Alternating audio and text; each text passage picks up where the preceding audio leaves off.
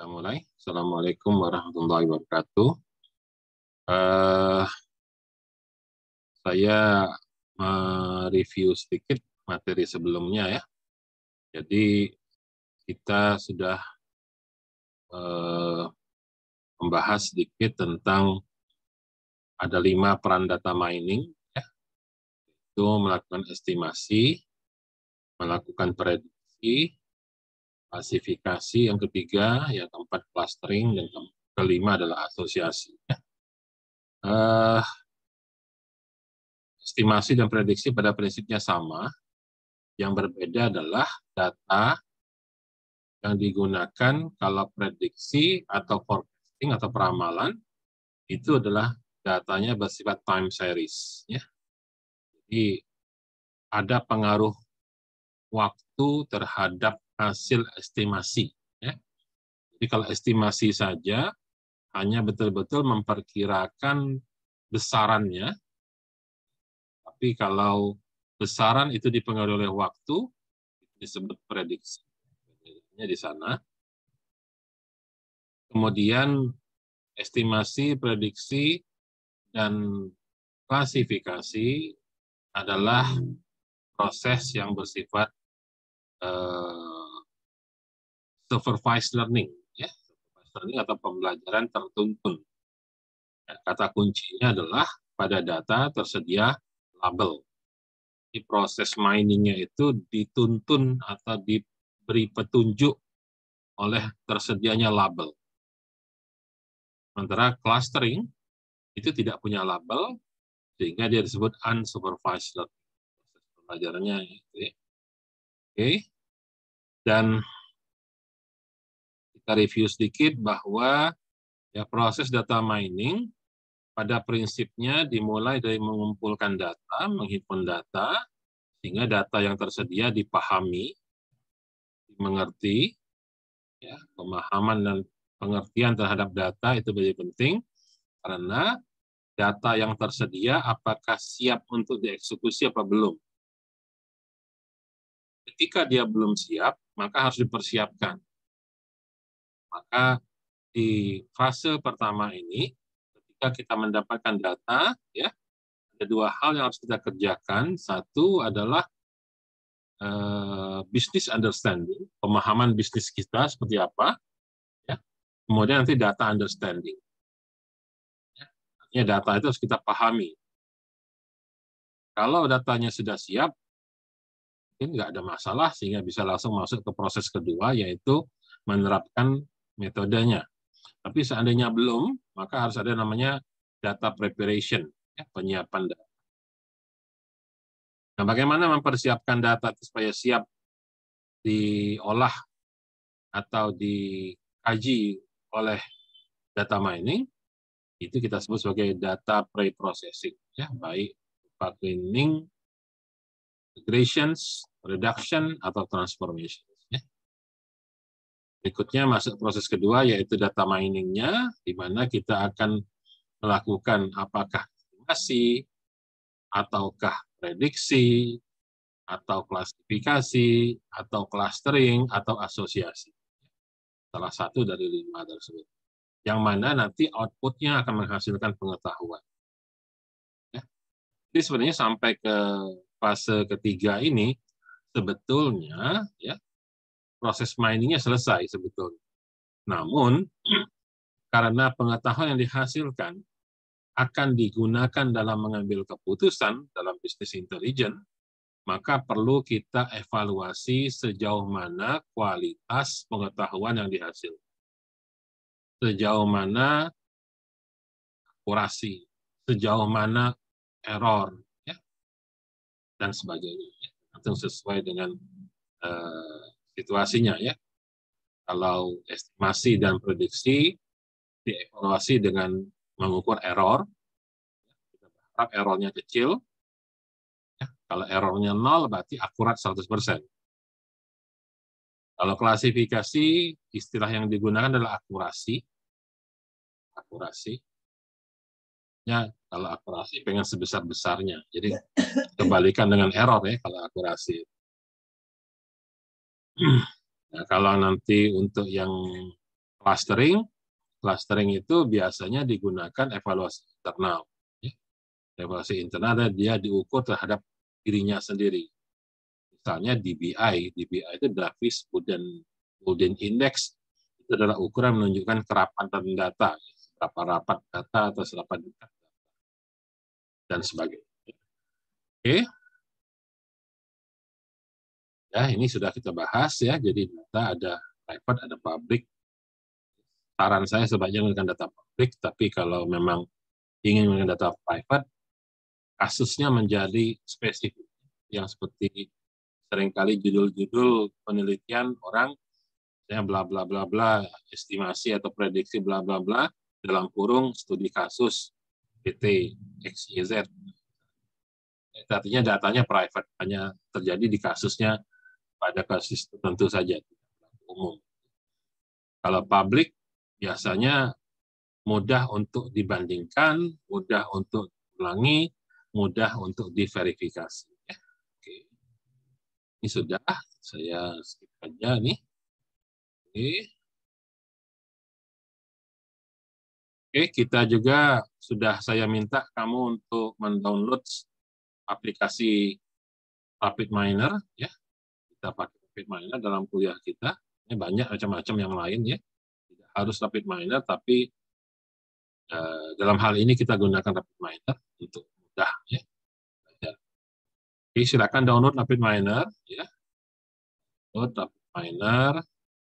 Yang perlu kamu harus pahami nanti atribut atau data harus didefinisikan dengan benar ya. Mana yang nominal, binominal, polinomial dan sebagainya. Nanti kita coba. Oke. Ini repository.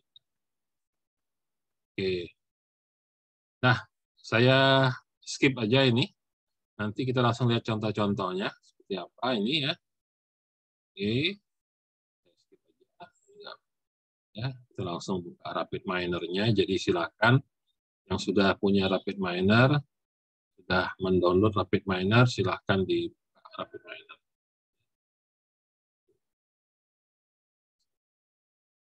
Ya, jadi kita lihat langsung nanti bagaimana menerapkan data mining. Ya, kita mengeksekusi mulai dari data sampai jadi model ya. Jadi nanti 1, 2, dan 3 itu dalam satu proses. Berikutnya adalah tentang evaluasinya di proses yang berbeda. Lihat satu-satu. Oke, jadi pertama install dulu RapidMiner. Sekarang ada versi 9 atau versi 10 ya. Ini slide masih slide yang lama, versi 7. Kamu bisa download ya. Kemudian setelah download, registrasi ya. Klik di setting manage license ya, manage license. Nah, sebaiknya pilih yang educational program karena educational itu dia gratis ya, tapi versi lengkap. Ya, educational license itu gratis tapi versi lengkap. Kalau tidak daftar yang educational, dia terbatas ya. Jumlah row-nya hanya maksimum 10.000, tapi kalau ini tidak terbatas, ya, jumlah menu-menunya juga lebih lengkap, ya. Lengkap. Jadi kalau pakai yang educational. Syaratnya apa? Syaratnya kamu harus buat akun menggunakan email universitas. Jadi harus pakai email universitas. Registrasi. Oke, kita coba buka RapidMiner-nya pakai data MineGoal ya. Oke, saya stop dulu share-nya di sini. Tapi sebelumnya, tolong ya sudah saya posting di e-learning. Ya, sudah saya posting di e-learning. Ya. Ya, baik, bahan kuliah PowerPoint sudah ada juga di sini proses data mining.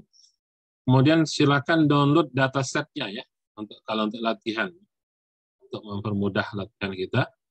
Ya. Ini dataset-nya dari blognya Pak Romi Satriawahono ya. Jadi silakan di-download ya. Jadi sebenarnya data yang di sini itu berasal dari buku yang sudah saya posting juga sebetulnya, yaitu buku ada 2 ya, itu buku yang karangan ini Matthew Knowles ya, Matthew Knowles. Ada satu lagi belum saya posting di sini ya, tapi nggak apa-apa lah, tapi ininya ada apa materinya, tapi nanti apa bisa saya posting juga bukunya ya, karangan Kotu ya, karangan Kotu. Oke ya, jadi download dulu datasetnya yang ada di sini ya. Oke,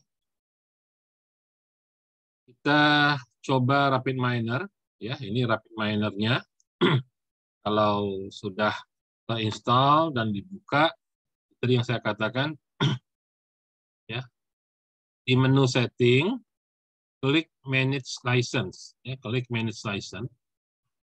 Kalau saya kebetulan saya sudah terregistrasi ya,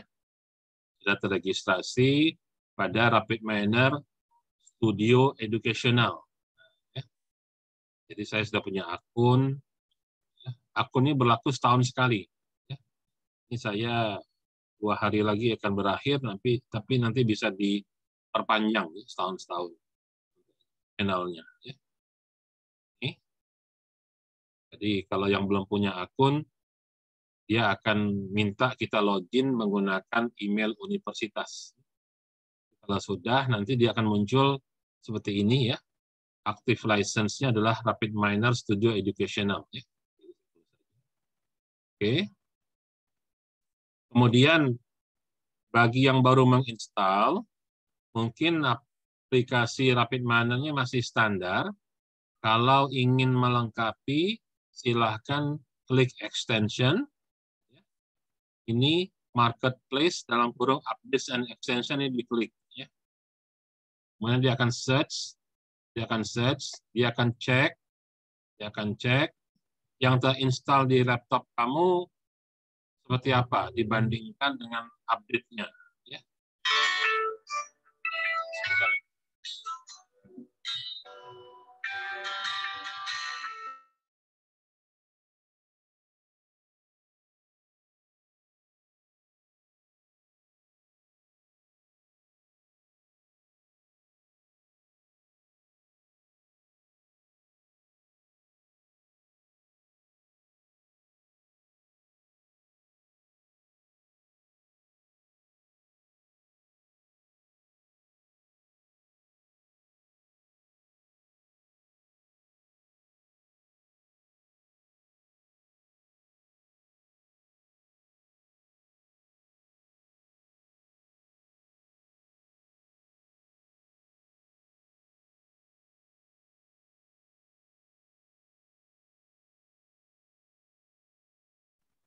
Ya, jadi tergantung kondisi installan di laptop kamu. Kalau memang dia sudah update terbaru, maka sudah nggak ada yang perlu diupdate. Tapi ya, kalau memang ada yang harus diupdate, dia akan munculkan apa yang harus diupdate, termasuk apa yang belum ada, misalnya perlu di-download, dia akan muncul apa yang perlu di-download ya. Nanti di sini ada update untuk ini ya, deep learning misalnya. Ya. Karena saya sudah punya deep learning, tapi kalau kalian belum pernah install, dia akan jadi sesuatu yang baru diinstal. Ya. Ini bisa kalian update atau download ya, terserah. Oke, ini saya skip aja dulu karena nanti akan lama. Oke. Jadi di sini bagian repository, bagian kanan atas, kiri atas, kiri bawah adalah tempat kita mencari operator, sementara kanan atas itu tempat kita men-setting parameter ya, men-setting parameter. Sementara di kanan pojok bawah ini tempat informasi seandainya ada hal yang kita tidak paham atau tidak mengerti, di sini ada menu help. Oke, jadi contoh misalnya kita akan melakukan klasifikasi, misalnya klasifikasi orang akan main golf, cuacanya memungkinkan main atau tidak. Menu datanya dari sampel di data, ambil data tentang golf. Ya. Golf, kita ambil golf, ini data. Data tentang golf. Kalau ini output, kita hubungkan dengan rest itu result, hasil. Kalau kita keluarkan, maka datanya sebagai ini. Ini play sebagai apa namanya? Bubble, ya. Main apa tidak, ya. Ini kondisi cuacanya, matahari bersinar, temperaturnya berapa derajat Fahrenheit, humidity-nya berapa persen, ada angin ya atau tidak, gitu ya. Dan seterusnya, ya. Kalau dan balik lagi kepada format proses, ya. Proses adalah data, kemudian masuk ke algoritmanya, akan menghasilkan pengetahuan itu dievaluasi. Ya. Jadi ini datanya, data tentang orang main golf. Ya. Kemudian kita akan klasifikasi. Klasifikasi pakai decision tree misalnya. Ya. Ambil decision tree, kita masukkan ke dalam algoritma. Dan kita tahu bahwa decision tree adalah algoritma klasifikasi, di mana klasifikasi termasuk salah satu jenis supervised learning. Kalau dia supervised, artinya apa? Artinya ada training dan akan ada testing. Tapi kalau di sini kita balik lagi bahwa data masuk dalam algoritma, keluarnya adalah pengetahuan. Data masuk algoritma, keluar pengetahuan. Jadi di sini data masuk dalam algoritma, keluarnya pengetahuan. Jadi kita lihat data di training dalam algoritma decision tree, keluarnya adalah model, mod, ya, mod itu model.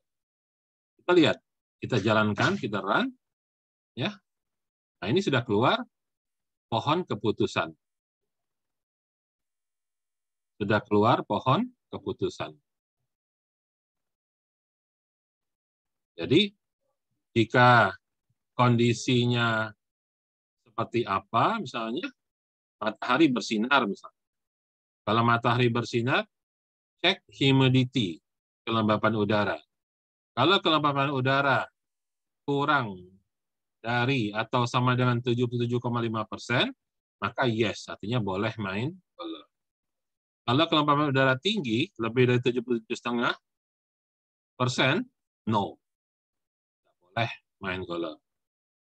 Kalau hari hujan, cek berawan apa tidak. Ya. Kalau dia berawan, true.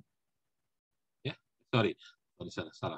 Berawan, berangin. Ya, hujan, oke. Kalau dia hujan, cek dia berangin apa tidak.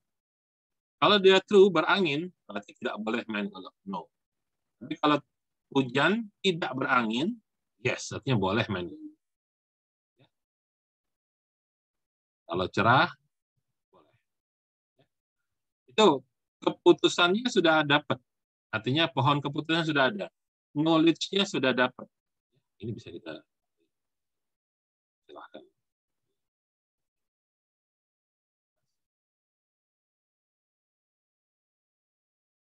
Oke.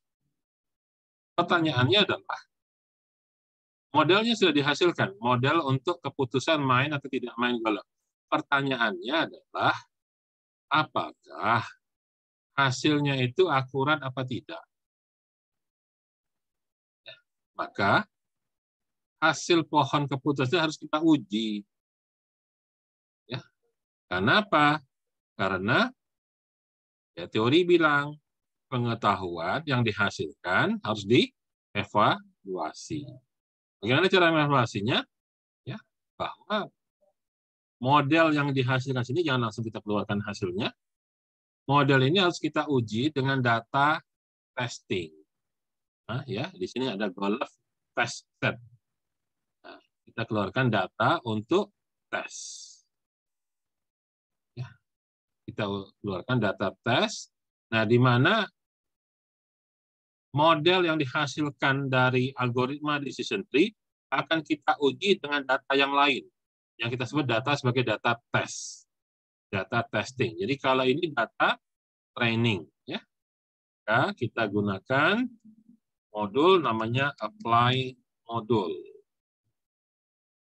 Apply modul. Apply modul. Ini apply modulnya, ya, apply model. Di mana model yang dihasilkan dari hasil training kita masukkan mod, ketemu mod. Nah, data tes ini masuk ke sini. Data tesnya di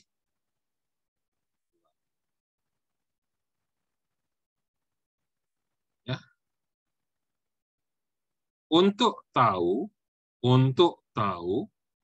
seberapa bagus kualitas hasil uji ini tadi, hasil tes ini tadi, kita gunakan modul performance. Ini ada modul macam-macam performance bisa dipelajari, yang mana yang mau dipakai, ya. Kita ambil performance. Ini.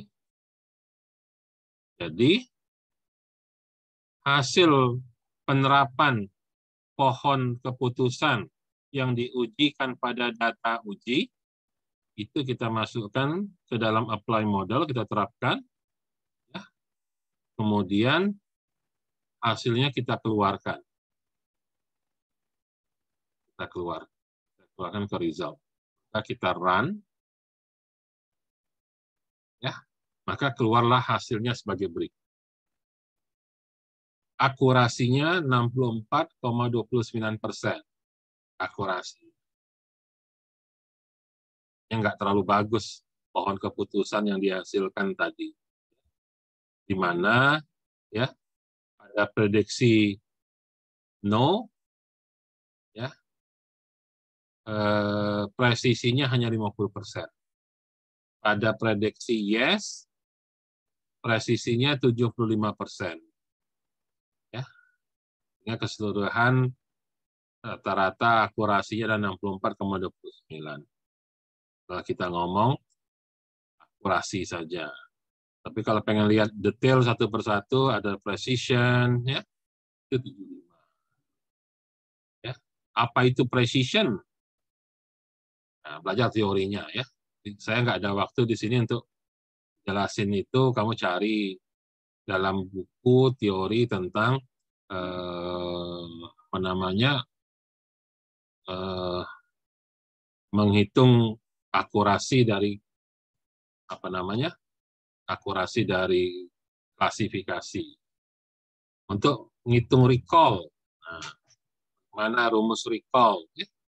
Atau bisa dengan AUC. AUC itu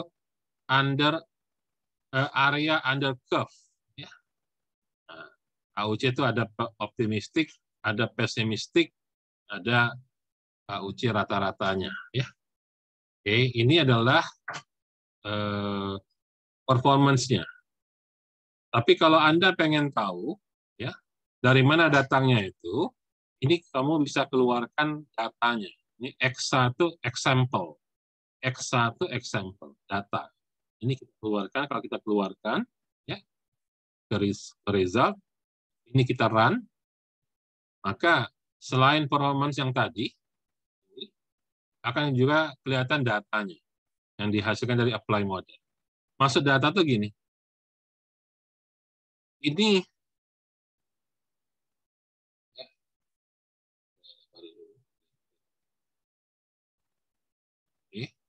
pada setiap data, data yang aslinya yes, ternyata diprediksi dengan algoritma decision tree dapatnya no. Ya, dapatnya. Ini kan nggak cocok. Ini ada yang salah dalam prediksi. Tapi tingkat keyakinan dia dalam memprediksi ini no 100%. Berikutnya, aslinya no, tapi prediksinya yes. Berarti salah lagi. Ini aslinya no, tapi dia prediksi yes. Dengan keyakinan terhadap yes itu adalah 100%. Data yang ketiga, aslinya yes, diprediksi yes. Benar, cocok, dan seterusnya. Sampai akhirnya disimpulkan bahwa data yang dia peroleh, yang dia prediksi no, yang benar 3, tapi ada juga salah 3. Dia prediksi yes 2, yang dia prediksi yes tapi hasilnya no ada 2, prediksi yes hasilnya yes ada 6 atau 75%. Ya. Jadi di sini sudah kelihatan urutannya bagaimana kita menyiapkan data, memasukkannya dalam algoritma, menghasilkan pengetahuan, terus dievaluasi. Tapi yang jauh lebih penting, bagi kita orang sistem informasi, bukan masalah dapat 64% akurasi, bukan itu. Ya. Ini penting. Mau 64%, mau 100%, 95%, ini sih ya penting. Tapi yang jauh lebih penting adalah memahami polanya. Memahami polanya. Ya. Jadi kalau di sini, misalnya saya mau balik lagi ke desain, ya, kita keluarkan modelnya. Ini modnya kita keluarkan supaya bisa jadi hasil result juga. Dikeluarkan modelnya, modnya. Kelihatannya. Modnya. Modnya di sini dikeluarkan ke result. Ini kita run. Ya. Nah, bagi kita sebenarnya orang sistem informasi itu mengerti mekanisme membaca ini. Membaca hasilnya itu. Jadi bukan sekedar akurasinya sekian persen. Akurasi sekian persen itu iya, penting. Tapi yang jauh lebih penting sebenarnya adalah pengetahuannya. Kenapa? Karena sistem informasi itu adalah penerapan ilmu komputer dalam suatu bidang tertentu. Contoh yang lain, ya. Contoh yang lain, misalnya saya ganti datanya. Ya. Ini saya ganti. Ini datanya saya hapus. Ini saya hapus. Ya, tadi melakukan klasifikasi orang main golf apa tidak. Sekarang saya ganti dengan bunga iris. Bunga iris. Ini bunga iris. Ini saya hubungkan. Data yang sama, bunga iris, saya gunakan untuk mengujinya. Kemudian saya jalankan. Run.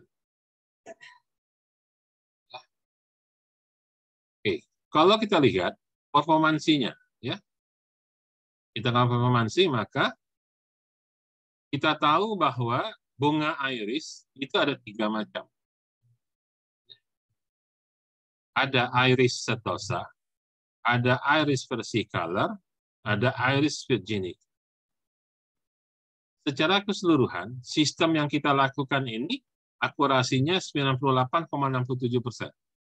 Di mana Dalam 98,67% akurasi itu, kemampuan mengenali bunga iris setosa itu adalah 100%, mengenali versicolor 98%, mengenali virginica 98%. Kenapa?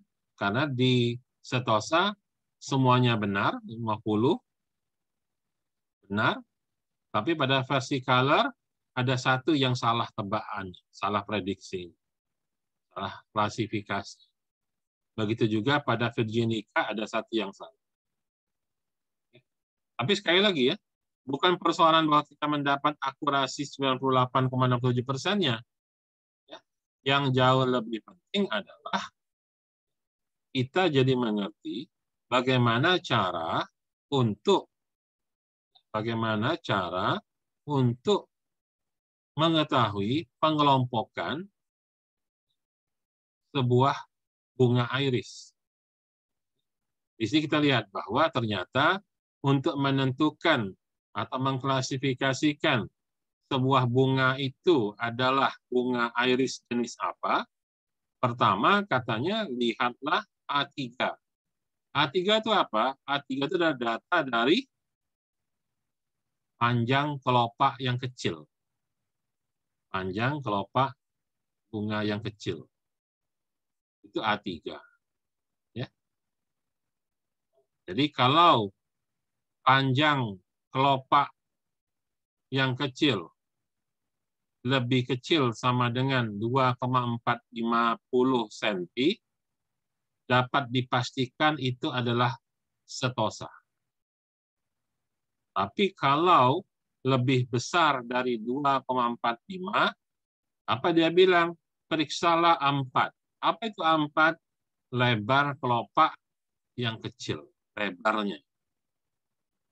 Kalau lebarnya lebih dari 1,75, dapat dipastikan itu adalah virginica. Tapi kalau ternyata dia kurang dari 1,75 atau sama dengan, periksa lagi A3. A3 itu berarti kelopak panjangnya. Yang jika lebih besar dari 5,35, itu pasti virginica. Kalau dia kurang dari 5,53, periksa lagi A3, dan seterusnya. Sampai diketahui mana yang versicolor, mana yang bukan. Ini adalah pengetahuannya. Ini yang jauh lebih penting ketimbang kita memahami akurasi sekian persennya. Dari mana ini semua? Bisa kita lihat dari datanya ya, antara label asli originalnya dengan label prediksinya.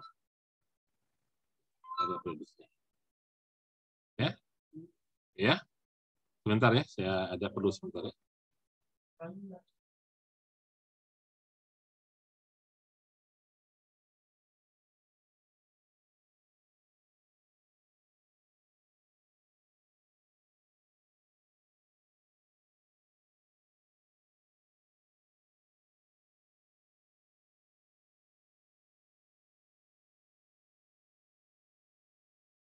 Ya, ini contoh untuk bagaimana caranya kita melakukan proses klasifikasi. Ya. Oke.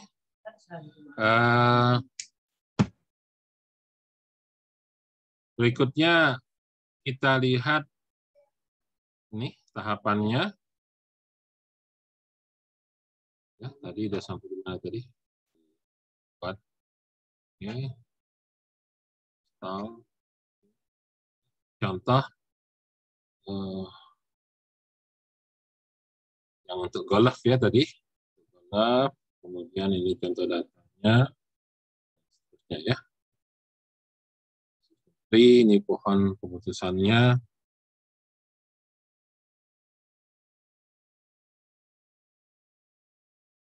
Bunga iris ya, sama ya. Ini udah penentuan bunga iris. Datanya diambil dari mana udah. Ya.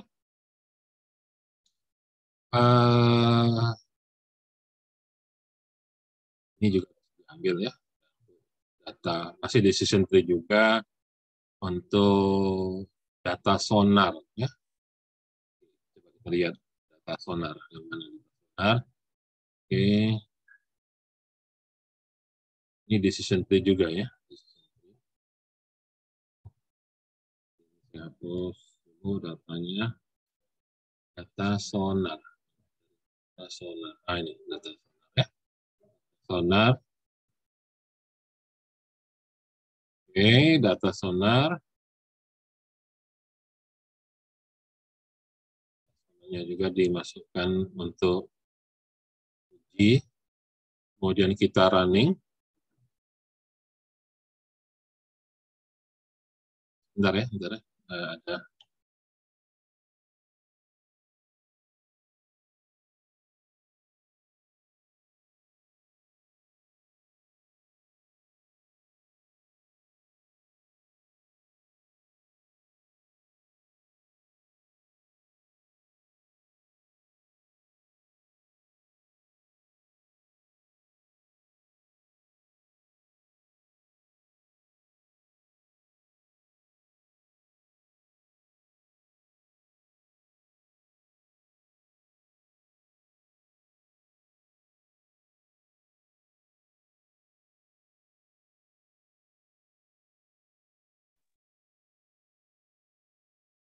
Ya, jadi balik lagi ke sini ya. Nah, ini ada data ya. Oke. Kalau kita lihat di slide PowerPoint ya, ini latihan untuk menentukan jenis batuan kayaknya ini ya. Contohnya itu jadi menggunakan algebra decision tree ya, pakai data sonar ya. Data sonar. Seperti apa pohon keputusan yang dibentuk ya. Ini bisa kita lihat. Jadi untuk melihat suatu batu itu jenis batu apa, ya, lihat atribut nomor 11. Lihat atribut nomor 11. Jika ukurannya lebih dari 0,0171, 0,171, periksa atribut 39 dan seterusnya ya. Sampai didapat ini apa gitu. Penjelasan pohon ini juga bisa kita lihat dalam bentuk pola aturan ya, pola aturan. Kita orang komputer barangkali kalau ngelihat yang beginian jauh lebih mudah karena kita ngerti seperti belajar algoritma ya. Cek dalam ke dalam kayak loop gitu. Ya. Oke. Ini kalau kita ngomong tentang ini grafiknya, gambarnya, ini penjelasannya seperti apa pohon keputusannya. Oke. Ini ya. Atau misalnya ada sebuah optik ya, sebuah optik, saya kamu datang ke optik toko kacamata, kamu mau beli soft lens ya. Mau beli soft lens. Nah, kita tahu bahwa ada orang butuh soft lens, ada yang nggak butuh soft lens. Terus kalau dia harus pakai soft lens, cocoknya soft lens jenis apa? Yang soft atau yang hard? Ya, itu bisa dicoba menggunakan data kontak lens. Ya. Data kontak lens. Ya. Nah, ini adanya di websitenya Pak Romi Satriawahono ya, maka saya bilang tolong di-download. Ya. Tuh. Ini kalau saya tunjukkan misalnya bahwa data itu sudah saya download, misalnya ini saya kosongin dulu.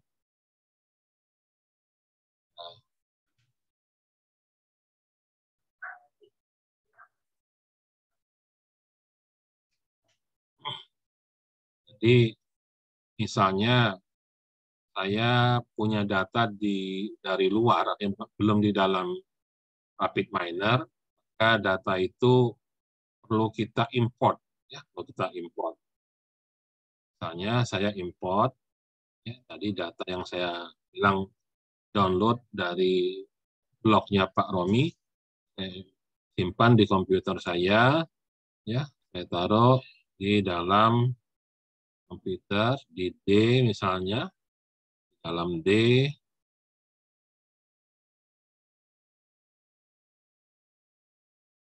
send, dan ini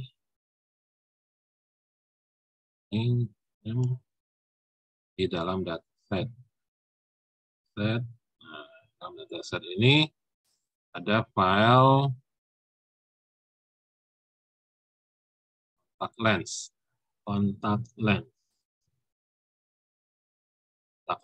XLS.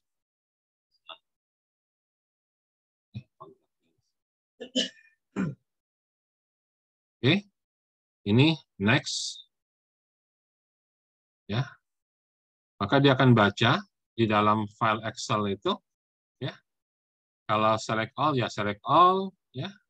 Kalau mau ada sheet yang mau dipilih, pilih sheetnya yang mana, ya.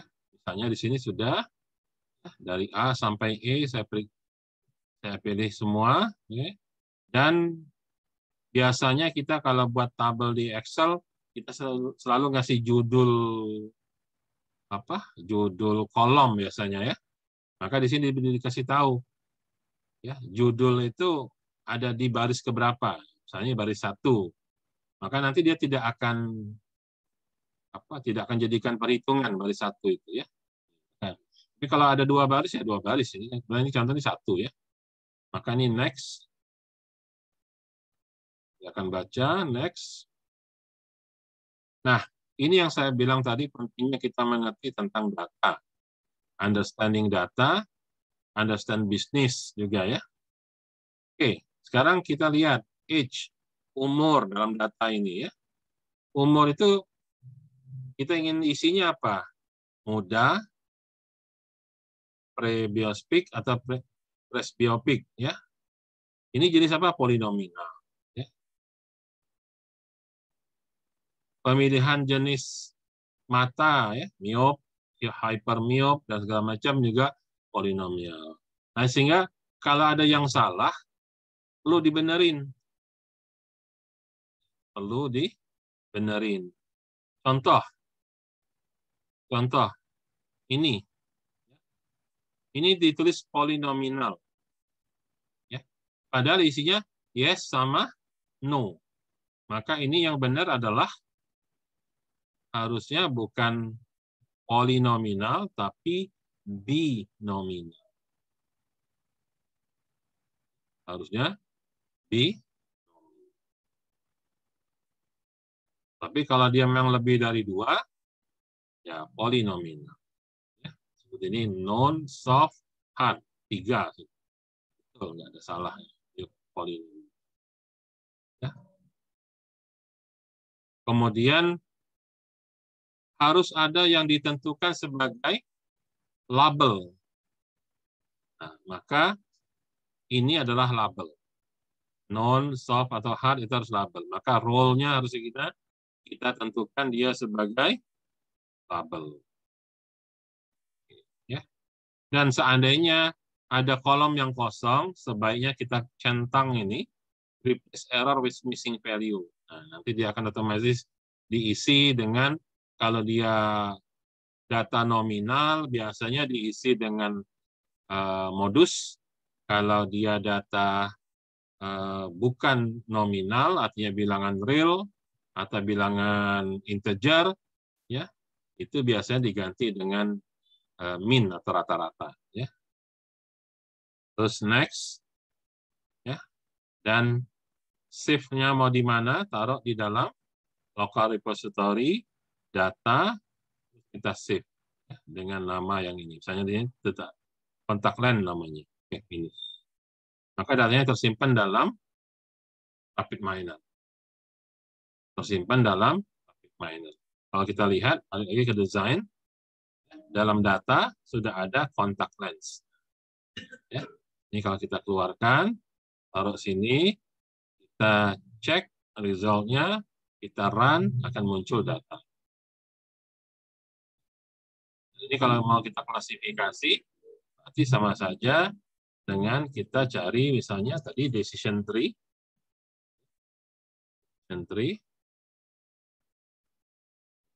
Decision tree, misalnya. Maka kalau kita run, ya, maka dalam menentukan hasilnya seperti ini polanya.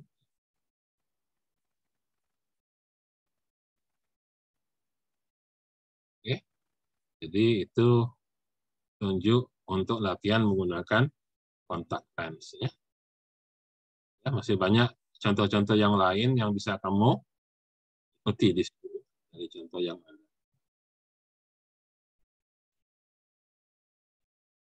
Saya permisi sebentar ya, saya perlu sudah ada tamu sebentar.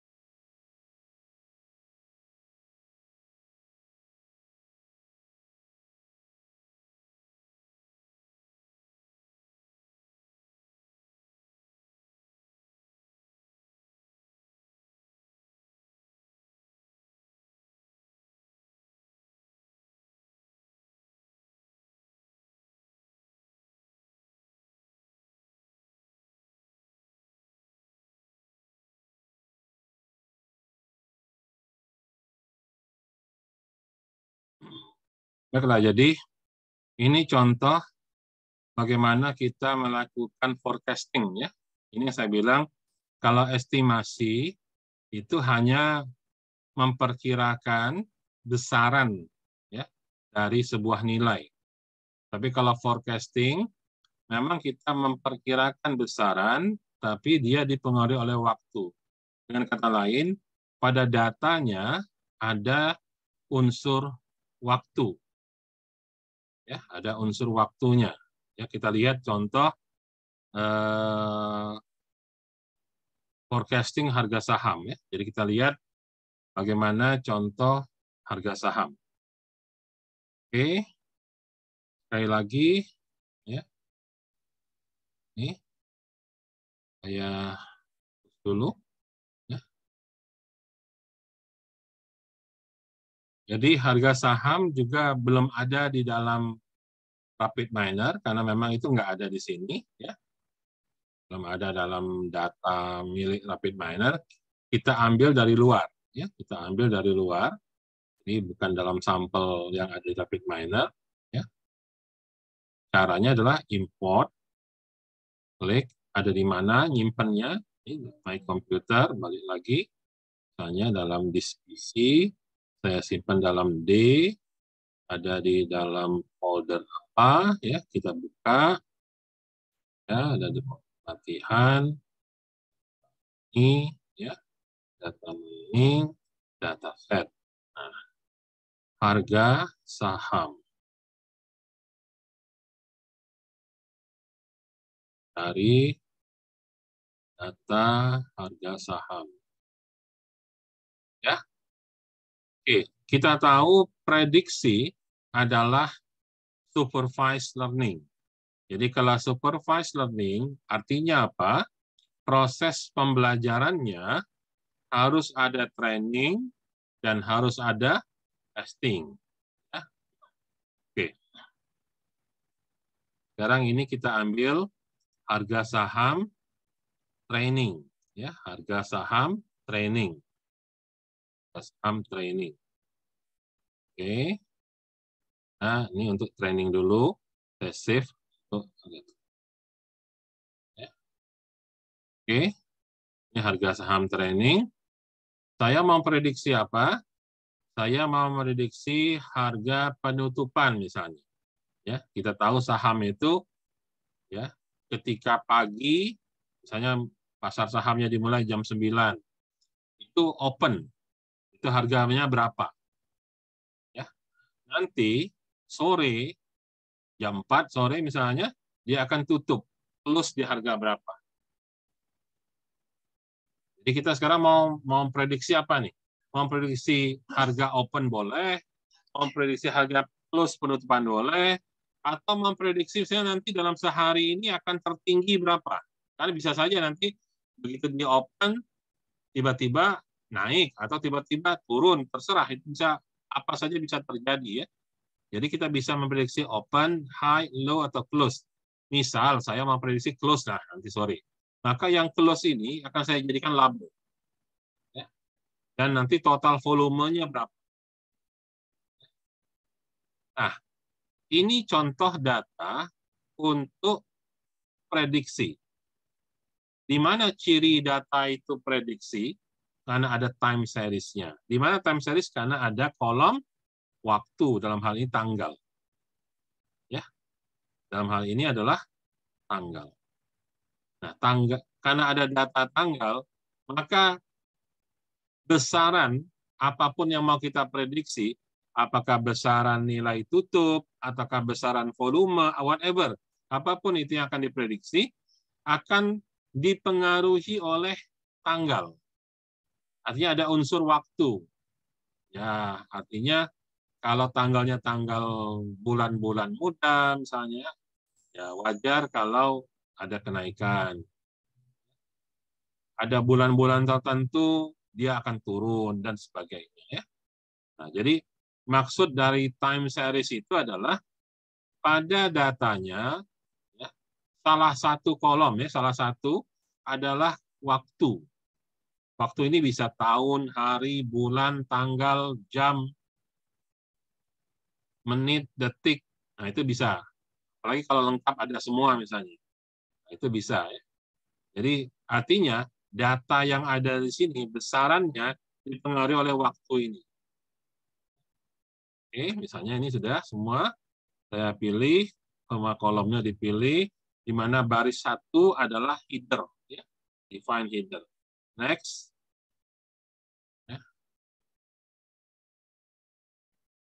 Misalnya saya memprediksi harga tutup, ya, harga tutup sebagai label. Maka saya akan definisikan role-nya ini sebagai label. Sementara yang lain nggak saya ini kan cuma saya cek aja ya, kolom ini date betul ya, tanggal. Kolom ini bilangan real. Oke, benar, real. Karena dia ada desimalnya itu real. Ini juga real, semuanya real, ya. Oke, sudah. Kalaupun ada yang kosong, ada missing value, replace. Centang. Supaya nanti diisi dengan nilai rata-rata kalau dia nilai bilangan real, ya. Oke, simpan di mana? Simpan di data. Sekali lagi taruh di data. Namanya harga saham training. Berikutnya, tentunya kalau ada training harus ada testing, maka saya import lagi. Import data, my computer, ya itu ada di PC, ada di di dosen, pelatihan, ya terus Romi, mining, dataset. Ambil yang harga saham testing sekarang. Kalau tadi training, sekarang harga saham testing.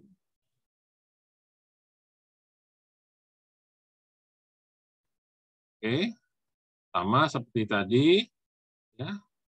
Saya ingin menguji harga penutupan ya, harga closing. Harga closing, close. Saya ganti role-nya jadi label.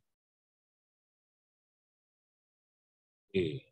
Yang lain bilangan real sama date. Oke. Next.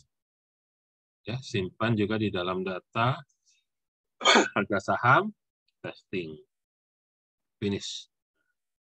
Berarti sekarang saya sudah punya dalam data di RapidMiner sudah ada harga saham training, ada harga saham testing. Jadi kita mulai. Pertama ambil data training. Ya. Kemudian saya mau prediksi. Prediksi pakai apa? Prediksi pakai regresi. Ini sesuai dengan slide ini ya. Pakai regresi. Maka cari regressions. Regressions. Ada di mana gitu. Faktornya.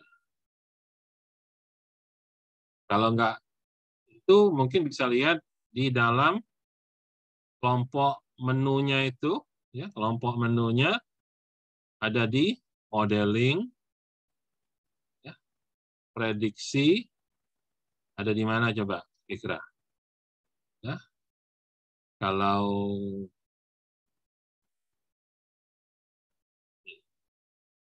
linear regression, ya, regression. Atau sebelum kita ini, ya, ini data cek dulu, seperti apa datanya, keluarin. Oke, run. Oh, begini bentuk data. Berarti yang mau dijadikan prediksi adalah harga penutupan, close ya. Oke. Nah, sekarang ambil tadi regresi linear. Regresi linear masuk. Ya. Keluarannya akan keluar model. Kalau mau langsung ini berarti keluar model. Model nih. Kalau kita langsungkan begini. Kalau kita run, keluarnya model langsung. Tapi kan model kan harus diuji benar apa enggaknya. Maka diuji dengan data testing tentunya. Nah, ini ambil data testing. Ini masukkan dalam modul yang namanya apply modul. Apply modul. Apply modul. Apply model. Ini. Ya. Ya, sebentar ya.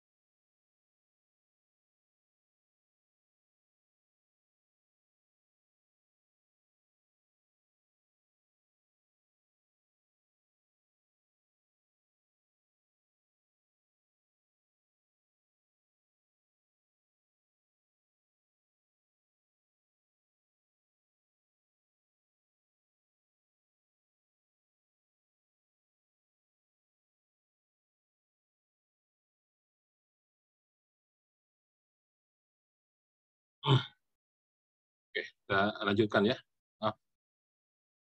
Kami di rumah ini ada yang positif, jadi terpaksa rumah-rumah diperiksa semua ini. Kan nggak apa-apa. Oke. Jadi balik lagi, karena ini adalah supervised learning, ya, proses pembelajaran terpimpin, maka ada data yang dijadikan sebagai data training untuk menghasilkan model, ya. Jadi data ini masuk dalam algoritma, statusnya sebagai atau training. Ya. Keluaran dari algoritma adalah model. Nah, modelnya akan kita uji pada data yang berbeda, yaitu pada data testing. Ini data modelnya dimasukkan sini, Artinya model itu dalam apply model, artinya model itu diterapkan, ya, diimplementasikan, tapi pada data yang berbeda. Ya, itu data yang berasal dari data testing, maksud di sini. Ya, dari data testing. Oke. Nah, tentunya hasil apply ini, hasil penerapan ini akan kita ukur sejauh mana kualitas keakuratannya. Dalam hal ini kalau estimasi atau prediksi, sebenarnya istilahnya bukan akurasi, tapi istilahnya adalah error, ya, error. Jadi kita menggunakan performance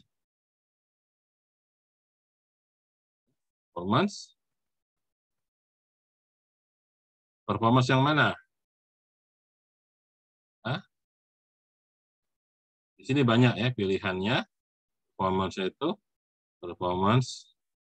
ada performance yang prediktif ya, untuk klasifikasi, untuk binomial classification, ada yang regression, nah, ya, ada yang ranking, ada super factor, ya.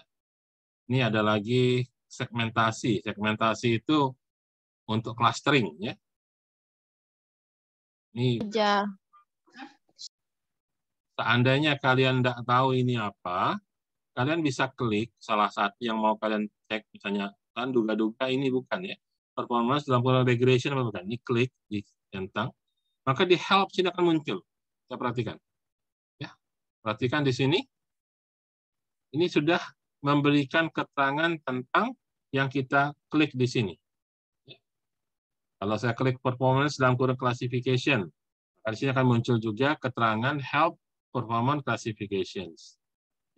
Ini performance binomial, ini performance regression, ya, ini akan muncul, ya, oke, ya, jadi kita tarik sini, ya, tentunya lab ketemu lab, ya, ini saya geser ke atas sedikit ya biar kelihatan.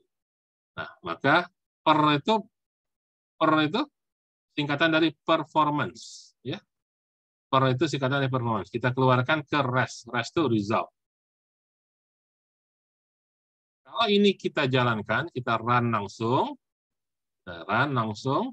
maka sesuai dengan performansi daripada regresi, ya, di mana dia mengeluarkan error. Kebetulan errornya di sini adalah root mean square error, RMSE, dengan nilai 5,766 plus minus 0. Apa arti itu? Ya belajar. Ya. Errornya 5,766%. Oke. Nah. Tapi nggak jelas itu datang dari mana. Datang dari mana, kita balik lagi dulu. Ya. Kalau pengen tahu datangnya dari mana, maka datanya kita keluarkan. Datanya kita keluarkan. Data itu adalah EXA. EXA singkatan dari example. Datanya kita keluarkan. Oke. Ini kita run lagi. Maka akan kelihatan ya bahwa ini kita geser, yang dilebarin. Kita geser ya.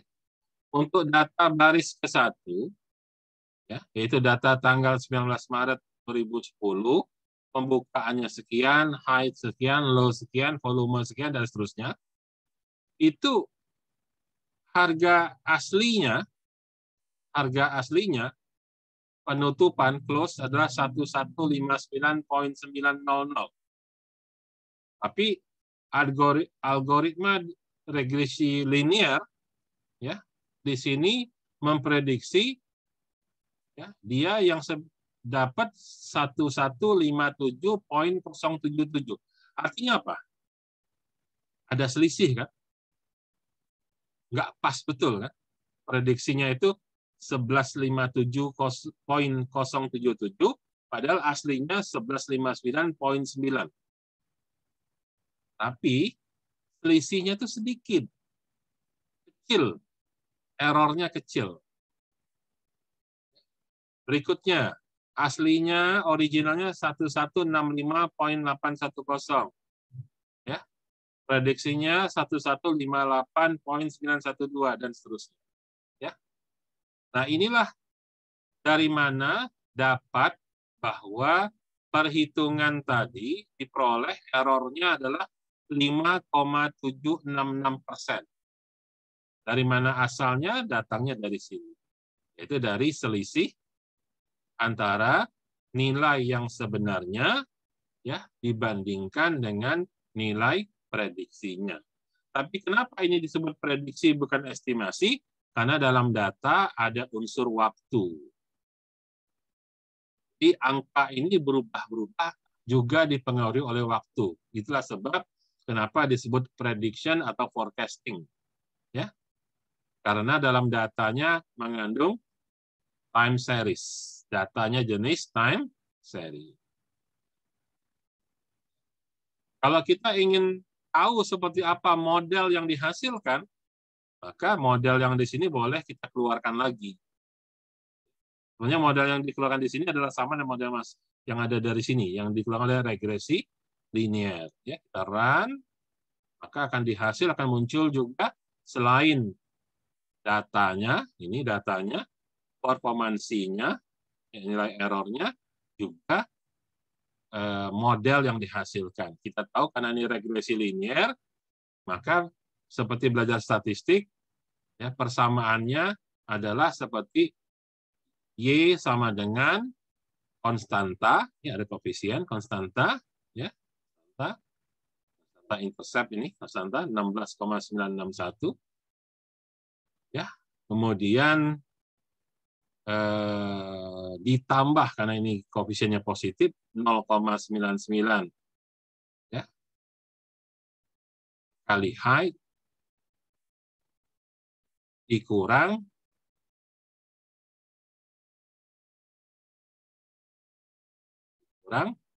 minus 0 dari volume.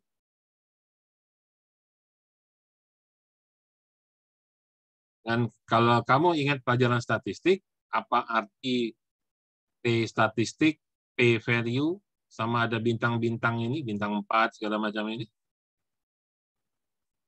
Ingat nggak pelajaran statistik dulu?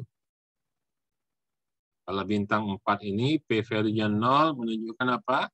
Menunjukkan inilah variabel yang paling menentukan, yang paling dominan mempengaruhi nilai hasil. Jadi kalau kita lihat bahwa di sini ada dua variabel. Ini kan sebenarnya ada variabel tanggal, variabel open, high, low volume. Ternyata yang menentukan nilai close itu apa? Yang paling besar adalah koefisiennya yang 16,961 itu dengan high. Jadi sebetulnya berapa nilai nanti sore akan closing di harga saham itu sebetulnya ditentukan oleh berapa high-nya. Kira-kira begitu. Pengetahuan itu yang perlu kita ambil untuk dipahami. Ya.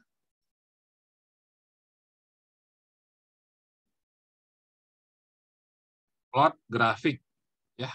Ini nanti juga bisa ya dari grafik ini, dari tabel hasil ini, kita lihat ini ada data, ada statistik tentang datanya, ya seperti apa prediksinya, ada visualisasi.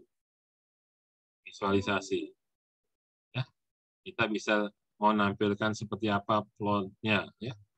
Ambil scatter misalnya. Ini tampilannya seperti itu.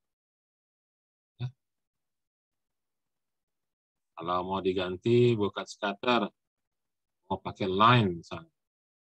Data naik turunnya. Mau diganti dengan yang lain misalnya bentuk area misalnya ya silahkan. Nah, itu. Oke. Ini sampai di sini kita sudah melakukan forecasting. Ini bisa dengan grafik scatter multiple ya.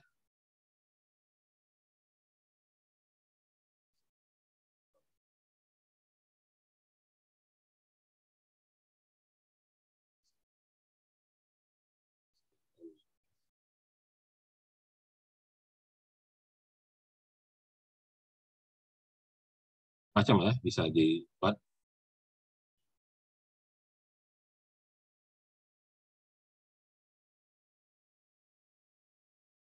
Oke, ya berikutnya ya. Jadi sekarang dicoba ya. Bagaimana kamu apakah nanti sudah bisa apa belum? Silakan dicek ya. Ini contoh-contoh sederhana ya. Di petunjuknya ada data Minecraft, ada data iris klasifikasi tadi ya, klasifikasi iris untuk clustering belum ya? Kita coba iris clustering. Saya coba ya, ini saya hapus semua dulu. Ya, kita bisa mulai dari file, new process juga bisa, blank process. Mau save, silahkan save. Kalau nggak mau bisa no. Kita ambil bunga iris, misalnya data yang ada dalam sampel bunga iris. Bunga iris ambil, taruh di sini bunga iris. Bunga iris, ya. Kalau dikeluarkan langsung datanya begini. Ini A1 adalah panjang dari kelopak yang besar. A2 lebar kelopak yang besar, A3 panjang kelopak yang kecil, A4 lebar kelopak yang kecil. Ini namanya bunga jenis apa? Ini ID. Ya. Oke, itu kalau kita buka datanya. Sekarang mau saya cluster pakai Kamin. Algoritma Kamin. Ya, Kamin itu ada dalam segmentasi ya. Oke. Ambil Kamin, taruh di sini ya. Saya keluarkan. Maka output-nya adalah model. Modelnya adalah clustering. Cluster. Oke. Nah, saya dari tadi belum sempat bercerita, memberikan contoh tentang bagian di sini ya. Kanan atas ini ada parameter. Karena data tadi saya nggak kasih contoh untuk setting-setting parameter. Ya, ini kalau saya tarik panjang, biar turun ini. Ya, itu banyak yang bisa di. Nah, kalau saya klik di sini, di clustering saya klik Kamin sini, maka akan ada parameter-parameter yang jika diubah, maka setting parameternya akan berubah. Ya, tolong perhatikan bahwa dalam RapidMiner, ya, setting parameter ini ada yang sudah dipasang default. Contoh di sini, Kamins, ya, Kamins, clustering, ya, Kamins. Nah, defaultnya apa? Dia sudah set K sama dengan 5. Artinya apa? Kalau nggak kita ubah-ubah, algoritma ini akan mengcluster data menjadi 5 kelompok. Di mana maksimum putarannya adalah 10 iterasi. Dengan tipe mengukur adalah, ini, kalau ini bisa dilebarin, kalau mau dekat. Ya. Ini adalah teknik pengukuran jaraknya. Kita tahu clustering adalah menghitung jarak. Ya. Pakai rumus apa? Ada mixed measure, nominal measure, numerical measure, Blackman divergence. Nah, ini kalau settingan originalnya nggak kita ganggu pakai Blackman divergence. Nah, divergensinya pakai apa? Nah, ini ada pilihan sudah square Euclidean distance. Tapi mau diganti dengan Mahalanobis distance bisa. Ya. Mau diganti-ganti dengan yang lain ya silahkan. Kalau nggak kita ganti, berarti dia sudah default-nya itu. Kemudian, max optimization step. Jadi dia akan melakukan optimasi, mencari yang terbaik. Nah, dia pakai 100 langkah. Ya. Dan ini sudah ada hitungan-hitungannya ya. Ini ada lagi. Kalau ini kamu centang, use local random seed. Ini dicentang, maka akan muncul tambahan data lagi yang lain, ya, parameter lagi yang lain. Ya, kalau ini nggak dicentang, artinya dia sudah pakai default. Nah, gitu. Ini bisa diubah-ubah. Ya. Nah, jadi saya ingin menunjukkan Kalau nggak kita ganti, dia akan default. Tapi misalnya saya mau yang lain saya ganti, saya cuma ganti K aja. Ya, saya tahu, anggaplah nggak tahu dulu lah, anggaplah pura-pura nggak tahu. Ya. Bunga irisnya ada berapa kelompok sih misalnya? Oke lah, saya coba jadikan 2 kelompok. Hasilnya kayak apa? 2. Kalau dia sama K sama dengan 2 ya. K sama dengan 2. Ya. Nah, kita tahu kalau clustering untuk diuji performansinya ya, karena pengen tahu seberapa bagus hasil kualitas klasternya, ya kita juga pakai performansi ya, performance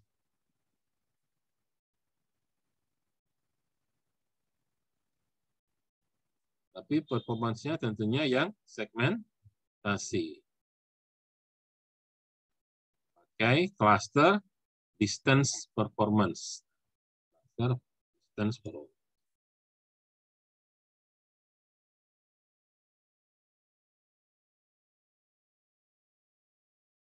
Untuk clustering agak beda sedikit karena dia inputnya harus disilang begitu ya. Inputnya harus disilang.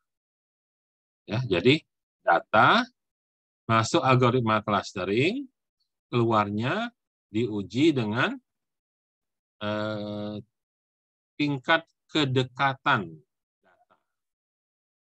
Nah, kita keluarkan performance-nya. Kita keluarkan performance-nya, heran, maka yang didapat adalah ini,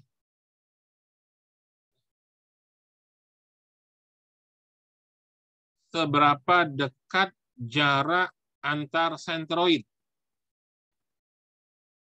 Ini ya, average within centroid distance. Jadi jarak rata-rata antar sentroid 1,016. Berikutnya apa? Ya. Jarak rata-rata antar sentroid di dalam klaster 0. Jadi karena tadi kita bentuk 2 klaster, maka akan ada klaster 0 dan klaster 1. Ini klaster 0-nya sekian, yang berikutnya adalah klaster 1-nya sekian. Sehingga secara keseluruhan, Davis-Buden indeksnya adalah 0,405. Ya, nilai Davis-Buden indeksnya diambil nilai mutlaknya ya. Jadi kita nggak perlu lihat ada minus di depannya itu. Yang penting kita dapat 0,405. Oke, perhatikan. Ini 0,405. Sekarang bagaimana kalau kita ganti K-nya sama dengan 3? K-nya kita ganti 3. Artinya kita pengen data itu kita kelompokkan jadi 3 data. Kalau kita balik lagi tadi ke result, kalau kita jadikan 2 data, ya. Nah, ini tadi kita nggak mengeluarkan datanya ya. Sekarang kalau kita balik lagi dulu 2, kita 2, masih 2, tapi datanya kita keluarkan. Datanya kita keluarkan, kita run. Ya. Nah, jadi data ID 1 masuk klaster 0. Ya. Nah, klaster 0. Nanti ID sekian masuk klaster 1. Ini datanya dimunculkan. Datanya dimunculkan. Performance-nya, ini tadi ya, Davis-Buden index-nya 4,05. Oke. Tadi kalau dia jadi 2 klaster, seperti apa kita lihat datanya? Ya seperti ini. Visualisasinya bagaimana? Ya, seperti itu. Ya. Oke. Sekarang kita lihat bagaimana kalau dia jadi 3 klaster. Yang tadi di BA-nya 0,405 ya. Sekarang kita lihat kalau dia jadi 3 klaster lebih bagus apa enggak? Kita lihat performance-nya berapa. Ini ada klaster 0, ada klaster 1, klaster 2. Ya. Kita lihat performance-nya. DBI-nya berapa? 0,666. Mana yang lebih bagus? 2 klaster apa 3 klaster? Nah, DBI itu makin kecil angka, makin bagus. Ya. Misalnya kita jadikan dia 7 klaster. Hanya sama dengan 7. Kita run. Kita lihat DBI-nya berapa. 0,979. Jelek. Oke, itu sudah ya. Jadi silakan dicoba. Nah, dipakai datanya. Nah, dan saya minta kamu ngerjakan tugas ini ya. Pelajari, ambil satu metode data mining, bebas, pilih salah satu dari sini, dari 10 ini, mau pakai algoritma yang mana, coba kamu kerjakan. Di data tadi ada dalam alamat ini ya.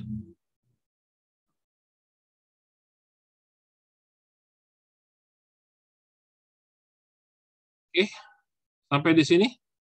Ada yang mau ditanya? Ini contoh ya untuk tugas yang ini. Contoh, ini untuk tugas yang ini. Pahami satu algoritma, ya, cari teorinya, kemudian jelaskan definisi algoritma itu, kemudian metodenya apa, ya, data miningnya, apakah dia estimasi, apakah itu prediksi, segala macam. Hanya coba jelaskan dengan format seperti ini. Ini algoritma K-means. K-means adalah langkah-langkahnya bagaimana, nanti datasetnya seperti apa, langkah-langkahnya, dan seterusnya.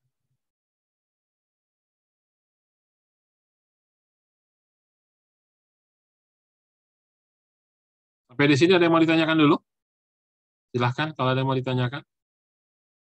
Sebelum kita lanjut. Izin tanya, Pak. Ya, silahkan. Untuk yang dataset di blog Pak Rumi tadi nggak bisa di-download, Pak? Nah, Nggak bisa di-download. Udah ngecek berapa kali tadi.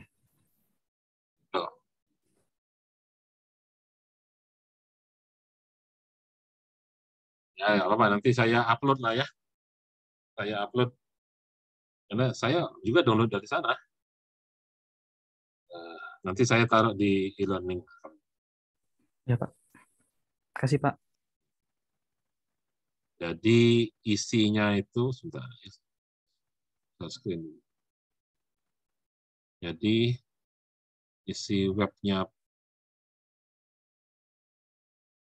Xiaomi itu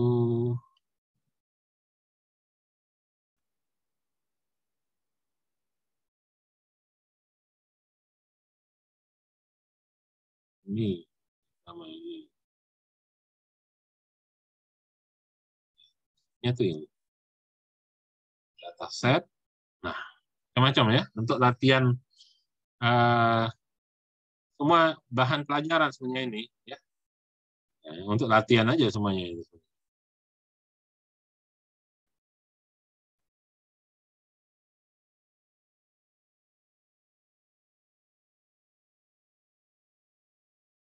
Data CPU ya. Ini contoh untuk risk management ya. Ya, kamu kan ada pelajaran audit ya. IT audit. Oh ya, risk management juga. Nah, salah satunya menerapkan data mining dalam manajemen risiko itu adalah, contohnya adalah kalau bank mau memberikan kredit, diterima atau ditolak permohonan kredit, nah, misalnya. Jadi dia akan memprediksi seseorang itu kalau dikasih kredit kira-kira bakal nyicil apa enggak gitu. Atau sanggup menyicil apa kira-kira enggak sanggup mencicil gitu. Jadi kalau kamu mengajukan permohonan kredit mau beli mobil, beli rumah misalnya, sebenarnya data mining itu. bahwa orang ini kalau dia ngajukan kredit rumah 20 tahun, kira-kira sanggup nggak bayar 20 tahun?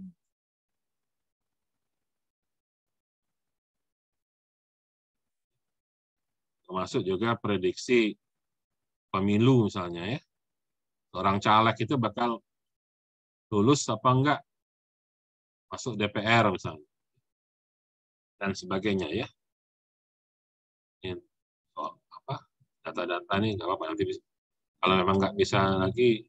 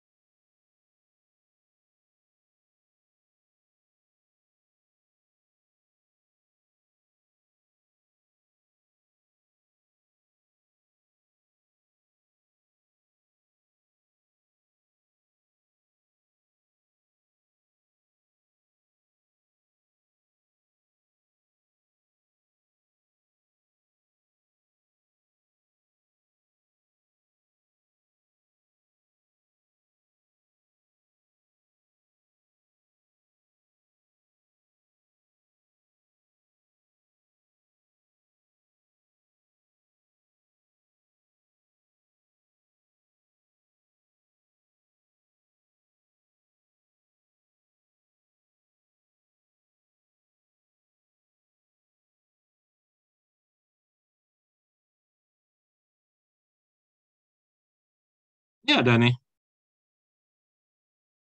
Oh, di sama situ. Ya, sama Pak. beliau di zip. Nah, Saya ya kira bisa. tadi di link yang pertama tadi, Pak. Ah, Salah. Saya kira di halaman yang pertama tadi. ya dulu memang itu banyak dulu tinggal di download, sekarang kayaknya di zip awalnya. Kalau kayaknya diedit ini websitenya. Download juga nih, PowerPoint-nya sama aja, dan bahan yang saya ngajar dari sini juga sih, dari hasil training sama Pak Romi juga. Ya. Kemudian di apa YouTube-nya Pak Romi juga banyak. Silakan ini di download ya. Inilah knowledge sharing namanya. Nggak ada disimpan-simpan ya, dari rahasia-rahasiakan. Tinggal mau belajar apa enggak. Ya silakan di download nih ya. Nah ini data set di zip sama beliau sekarang. Ya, oke, nggak ada masalah ya. Jadi nggak perlu saya upload lagi ya. Iya, Pak. Udah bisa. Oke, lagi yang lain? Kira-kira mana yang bingung?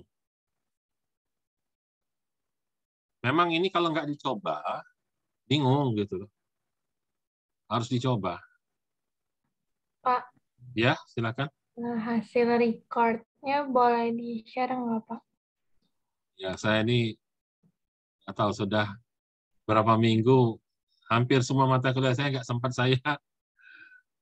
saya upload. Ya, ya nantilah ya, saya usahakan ya. Oke, Pak. Makasih. Ya, yang biasanya saya begitu selesai langsung saya upload. Atau kenapa semester ini sebenarnya saya nggak banyak ngajar semester ini, tapi kok rasanya sibuk terus gitu ya. Yang semester kemarin banyak, masalah saya upload. Nggak cuma ini aja ya, hampir semua mata kuliah saya ya baru ada berapa pertemuan saya upload. Eh, ya nanti saya ini kan. Apalagi yang lain?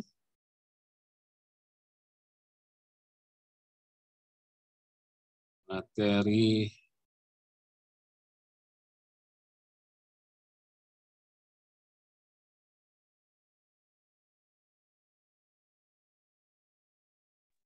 Pak, izin bertanya, Pak. ya silakan. Itu yang tugas tadi per individu ya, Pak, bukan per kelompok. Ya individu. Ah, terima kasih, Pak. Karena itu untuk latihan ya, untuk melihat kamu bisa pakai apa enggak. Ya. Yang tugas kelompok itu yang untuk bikin paper ya. Yang ini harus masing-masing orang mencoba. Jadi pilih, jadi dia ngerti. Ya. Jadi ini nih, ya. Misal kamu tertarik dengan yang namanya prediksi. Ya.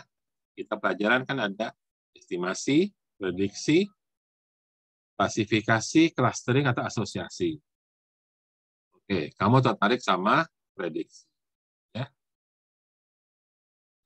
Kemudian, kamu tahu bahwa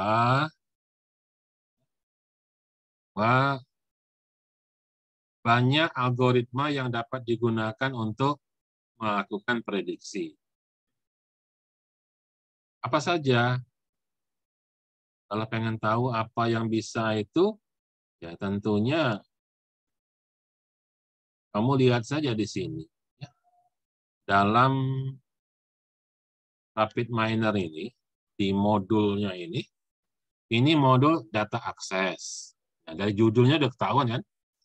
Untuk mengakses data. Kita lihat di dalam folder data akses ada, kalau punya saya nih karena sudah diupdate, ada 58 modul. Kamu kalau masih sedikit, silakan diupdate ya. File, artinya baca file. Baca file, read file atau write file. Kalau dia mau read CSV, read Excel, read URL, artinya dia bisa baca dari web. Ya. Dia read SPSS. Nah, kalau kamu punya file, data dari SPSS, dan sebagainya. Ya.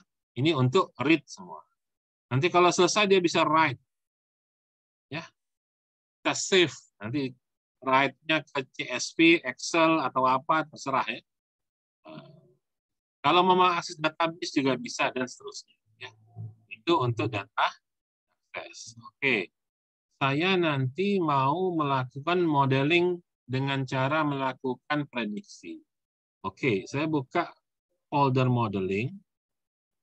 Prediktif, udah pasti prediksi. Nah, mau yang mana nih? Oh, saya pengen belajar namanya pohon keputusan, berarti ada di tree. Yang mana nih? Saya mengambil decision tree atau random forest. Oke, ambillah random forest. Ini nama algoritma ya, algoritma random forest. Terserah, mau diklik aja begini bisa, atau mau ditarik ke sini juga bisa. Ya. Dari sini kelihatan ya, dari sini kelihatan bahwa random forest itu ada parameternya. Pertama, berapa banyak pohon yang akan dihasilkan. Ini perhitungan kriterianya, ada gain ratio, ada information gain, ada Gini index, dan seterusnya lah, macam-macam. Lain-lain ya. Nah, apalagi ada settingan-setting apa. Ini apa sih? Apply pruning-nya apa? Nggak ngerti. Biar ngerti, klik I. Nah, di sini ada I pojok ini, information. Ini penjelasan, apa itu apply pruning. Ini ada setting maksimal depth. Apa sih maksimal depth itu? Ini ada description-nya. Ya, tadi 100 number of tree. Apa sih itu? Seandainya kamu belum ngerti apa itu algoritma random forest. Ini ada penjelasan. Mau lebih rinci lagi, penjelasannya adalah kamu geser ini help.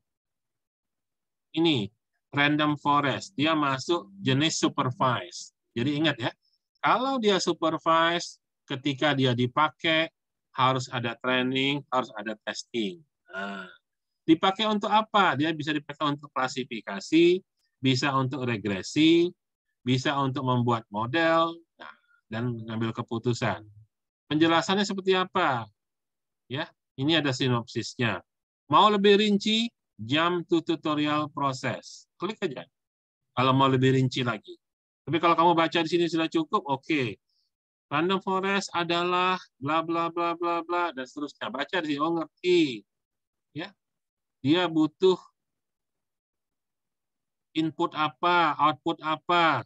Apa bedanya random forest dengan tadi kan kita pakai decision tree. Nanti jelasin perbedaannya apa. Jadi kapan kita pakai prediksi random forest cocoknya, kapan kita pakai decision tree, dan seterusnya. Nih, inputnya dia butuh input apa, dia outputnya menghasilkan output apa. Tapi, ya, kalau sini masih kurang jelas, tadi, kalau kurang jelas, ini bisa diklik. tutorial proses. Klik aja nih, klik, cekrek. Ya. Kemana dia perginya? Akan ada penjelasan tentang bagaimana cara kerjanya. Ya. Ini pun kalau masih kurang, bisa bertanya dengan, ya walaupun tidak online ya, tapi nanti akan dijawab oleh admin RapidMiner gitu ya. Ini pun kalau masih tidak jelas tutorial ini, nah, dia akan lari ke penjelasan. Bagaimana cara kerja random forest tutorialnya. Nah, ya. Itulah sebab kenapa tugas tadi individual. Kenapa? Karena harus dicoba oleh setiap orang. Kalau kamu nggak nyoba, memang bingung. Saya juga awal-awal ya bingung. Akhirnya karena dicoba, akhirnya lancar. Gitu. Ya. Jadi silakan pilih algoritma apa yang mau kamu pelajari untuk dijadikan tugas. Tapi sebenarnya tugas itu supaya kamu terbiasa cara kerja yang ini lah. Cara kerja ini, bahwa masukkan data, datanya dipersiapkan, karena gini, tidak semua data itu langsung ready to use ya, tidak semua data itu ready to use. Kadang-kadang harus ada dipersiapkan dulu. Nah, kenapa? Di sini ada nih data cleansing. Kadang-kadang ada data itu perlu normalisasi. Kadang-kadang ada data itu yang mengalami missing value. Nah, kalau dia missing value mau diapain? Replace, ya, missing value. Impute missing value. Atau apa, terserah. Ini kalau dia ada missing. Kalau dia perlu normalisasi, perlu ada dimension reduction, ya, dan sebagainya, ya. Ini harus dicoba.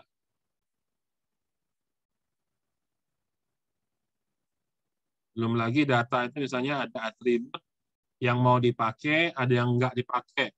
Nanti ada atribut selection. Nah, select atribut. Misalnya. Atribut mana yang dipilih. Ini apa? Klik aja kalau udah paham. Oh, dia akan muncul di sini, menu help-nya dia ngapain. Ada lagi yang lain?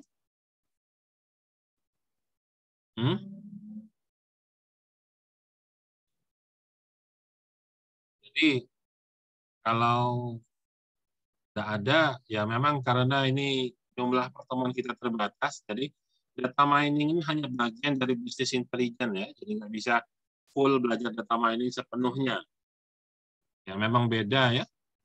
Kalau anak teknik informatika, mata kuliah data mining itu 3 SKS full, ya 15 pertemuan. Kalau kamu hanya separuh, itu pun dibagi lagi dengan pengantar bisnis intelijen. Ya.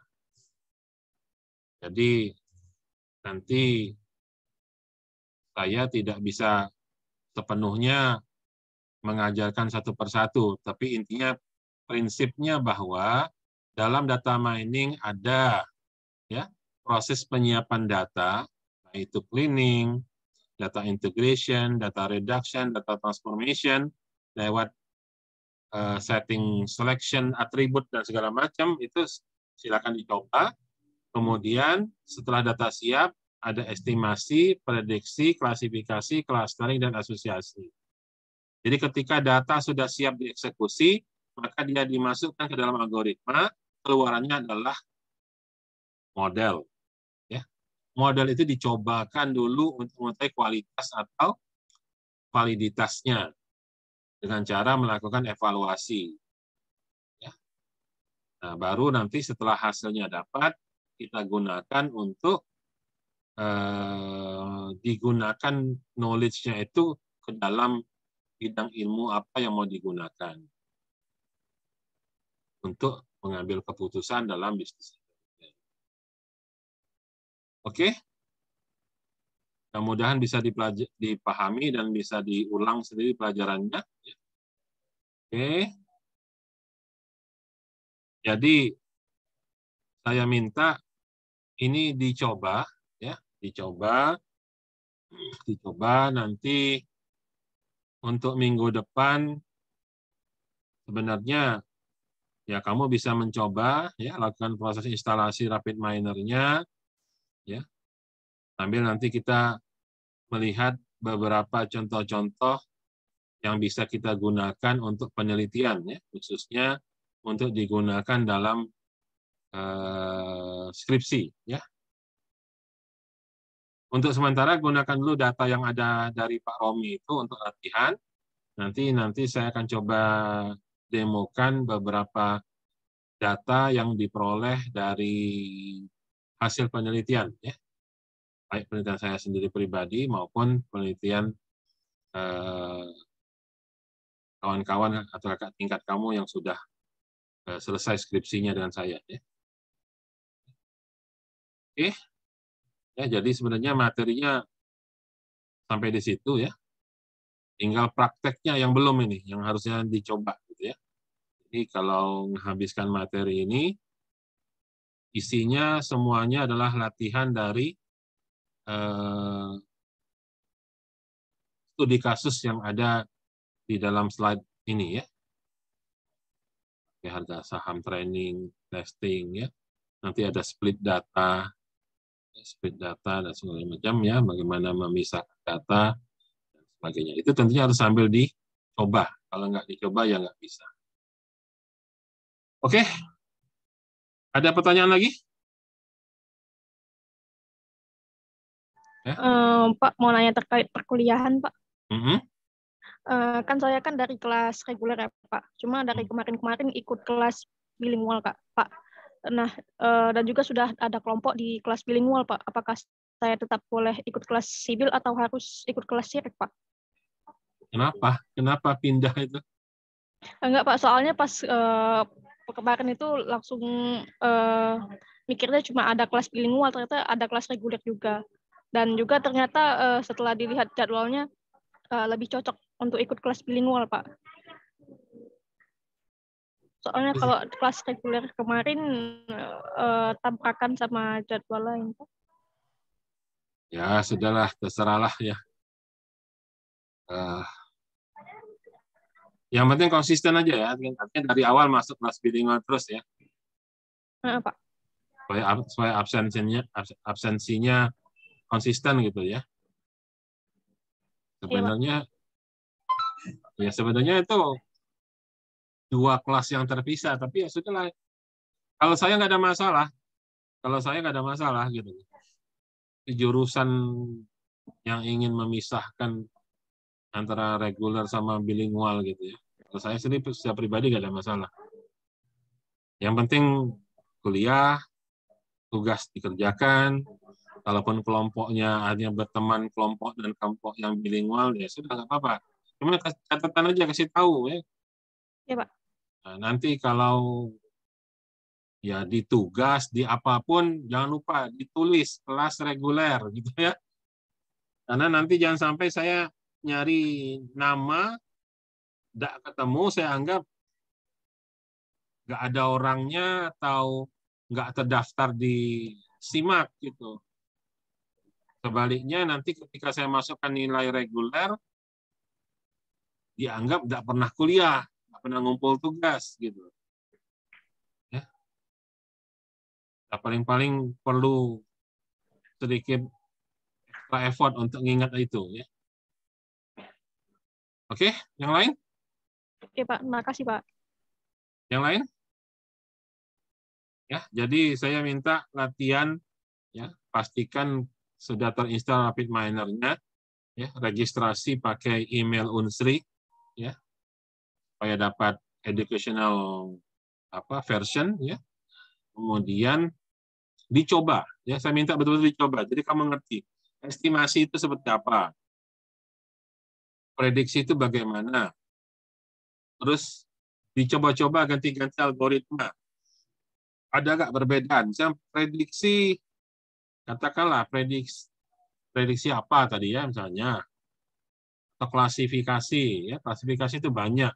Ada pohon keputusan, ada naive bias. Coba pakai data yang sama, tadi data orang main golf misalnya. Ya. Ada golf training, ada golf testing. Ya. Nah, kalau pakai algoritma decision tree, hasilnya berapa persen? Kalau pakai algoritma naive bias, berapa persen? Mana yang lebih bagus? Pakai support vector machine, mana yang lebih bagus? Coba pakai neural network, tambah bagus atau tambah jelek? Ya. Kemudian setiap algoritma itu ada setting parameter. Kalau parameternya diubah-ubah, dinaikkan, diturunkan, itu tambah bagus atau tambah jelek? Akurasinya. Misalnya. Nah, itu harus dicoba semua. Ya. Kalau clustering, misalnya, jika K-nya ditambah, bagaimana? Jika K-nya dikurangi, bagaimana? Nah, itu kalau nggak dicoba, ya nggak tahu. Harus dicoba. Saya tunggu kesempatan untuk bertanya minggu depan. Ya, artinya, seminggu ini silakan coba-coba dulu. Nah, nanti kita coba bahas contoh-contohnya minggu depan, kalau ada perlu dibahas. Dan yang terakhir, nanti di kuliah terakhir, saya coba singgung yang tahun lalu saya nggak sempat bahas, yaitu tentang text mining. Ya. Yaitu data mining yang datanya teks. Ya. Text mining yang datanya teks. Bisa melakukan clustering teks, bisa klasifikasi teks, bisa juga sentimen analisis, ya. Bagaimana cara ngedownload data dari Twitter, misalnya, dan sebagainya. Ya. Tapi itu tergantung kalau kamu sudah paham terlebih dahulu yang 5 prinsip tugas pokok data mining itu, ya. Estimasi, prediksi, klasifikasi, clustering, dan asosiasi. Oke, kalau nggak ada yang mau ditanyakan, kita akhiri kuliahnya. Ya. Terima kasih atas perhatiannya. Assalamualaikum warahmatullahi wabarakatuh. Waalaikumsalam warahmatullahi wabarakatuh. Terima kasih, Pak. Minggu depan yang regular sudah balik ke Senin lagi ya. Ya, Pak. Baik, Pak.